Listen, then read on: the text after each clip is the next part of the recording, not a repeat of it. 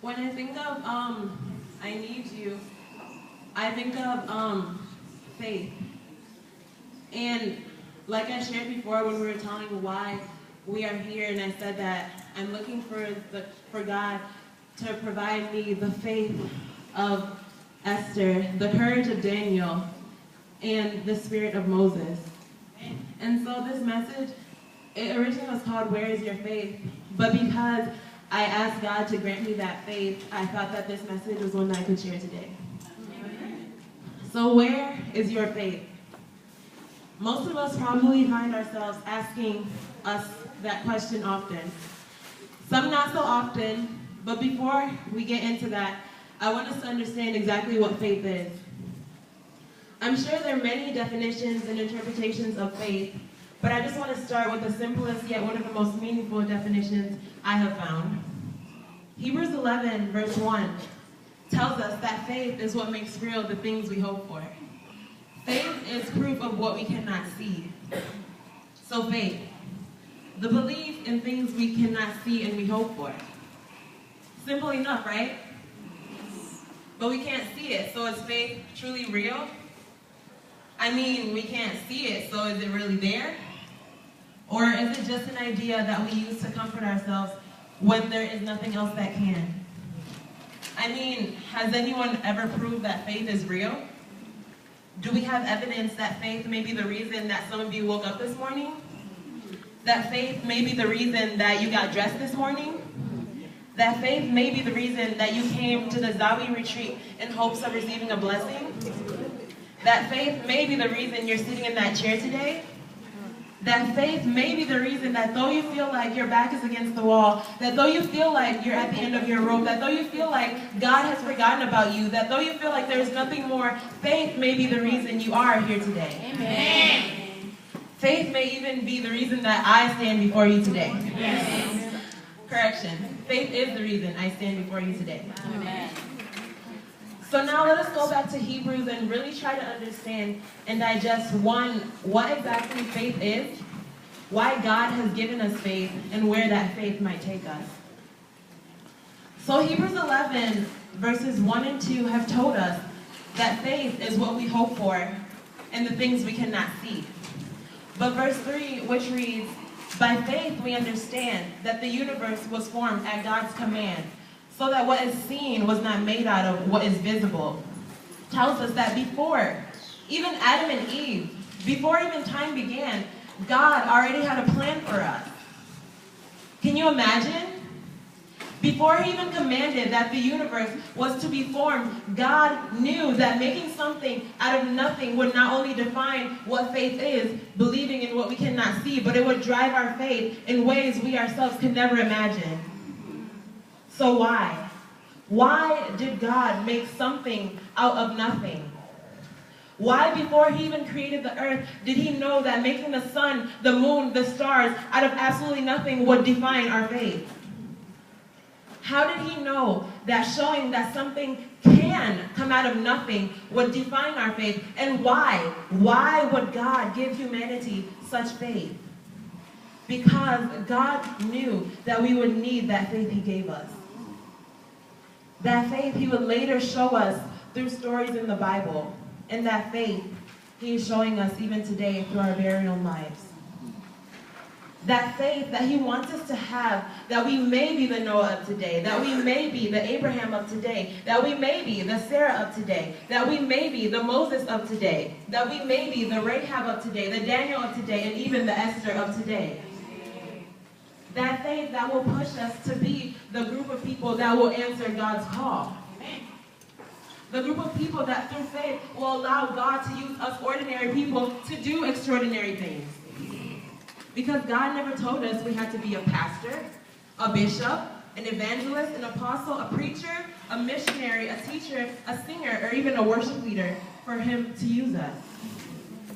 Just simply being his humble servant, God can give us a faith that will move mountains. Yes.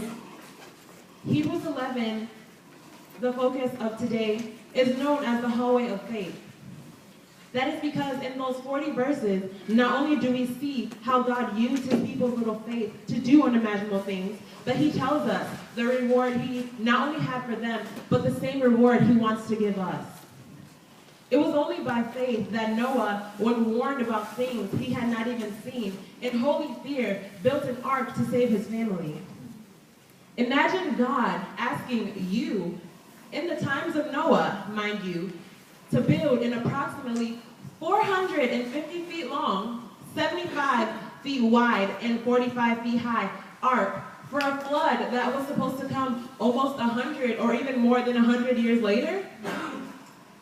I myself would have a couple of questions, which I'm sure Noah did, because if I was going to dedicate my life to building an ark for 100 years, Lord, I trust you and all, but before I start building this ark, can you verify that it's going to rain when I finish? Lord, can you show me a forecast? Because building an ark is not a simple task. But with that faith, Noah condemned the world and became the heir to righteousness that comes by faith. Amen. It was also by faith that Abraham, even though he was past the age and Sarah herself was barren, was he able to father? Because he had the faith in God, trusting him to do what he had promised. And so from this one man who was as good as dead, came descendants as numerous as the stars in the sky and as countless as the sand on the seashore. And also the story of Moses. My family knows that I watch The Prince of Egypt almost every Sabbath. How many of us have seen the movie The Prince of Egypt, the cartoon? Not many of us. Well, it's my favorite Bible story, and every Saturday I watch it to the point where my family is tired of watching The Prince of Egypt. But it blows my mind that God used one man to deliver an entire nation from bondage. It was only through faith that Moses' parents knew to hide him, because they knew he was no ordinary child. They knew that God had a greater calling for his life. They did not know exactly what it was, but they knew greater was indeed coming. It was only by faith that after God spoke to him through that burning bush that Moses went back to Egypt to deliver his people in spite of anything that would come his way. Now, can you imagine God talking to you through a burning bush? I often tell my siblings that nothing would move me more than to have God speak to me through a burning bush. When I said that, my older brother Chilangi brought to my attention that though I ask for such things, am I truly ready for God to call me in such a manner? Am I ready to be told by him that I was chosen to do his wonders? Am I truly ready to be used by him? And most importantly, do I have the faith it takes to do God's will? Am I truly ready to be the Moses of today? Because it was only by faith that Moses had the strength to stand up to Pharaoh. It was only by faith that Moses had the courage to lead his people. And it was by faith that they passed through the Red Sea as if it were dry land. Hebrews 11, verses 32 through 37 go on to tell us, do I need to give you more examples? I do not have time to tell you about Gideon, Barak, Samson, David, Samuel, and the prophets. All of them had great faith, and with that faith, they defeated kingdoms.